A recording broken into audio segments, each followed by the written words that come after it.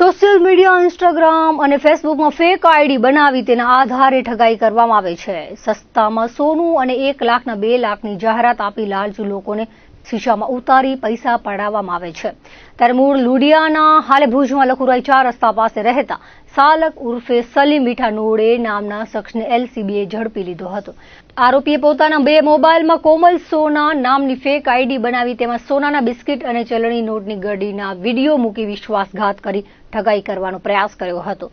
આરોપી બંને મોબાઈલમાં કોમલ સોના નામની ફેસબુક આઈડી ચાલુ હતી, જેમાં ડીપીમાં સોનાના બિસ્કિટના ફોટા, સ્ટેટસમાં સોનાના બિસ્કિટના ફોટા મૂકેલા હતા.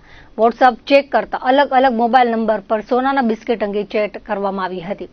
ઉપરાંત ભારતીય ચલણી નોટો 500ના બંડલના વિડીયો પણ શેર કર્યા હતા. પૂછપરછમાં જણાવ્યું હતું કે છેતરપિંડીના ઈરાદે વોટ્સઅપ અને ફેસબુકમાં આ કૃત્ય કર્યું હતું. ફેક આઈડી બનાવી ઠગાઈ કરવાની કોશિશ કરતા બી ડિવિઝન પોલીસમાં તેની સામે ગુનો દાખલ કરાવી એલસીબી આગળની કાર્યવાહી હાથ ધરી છે.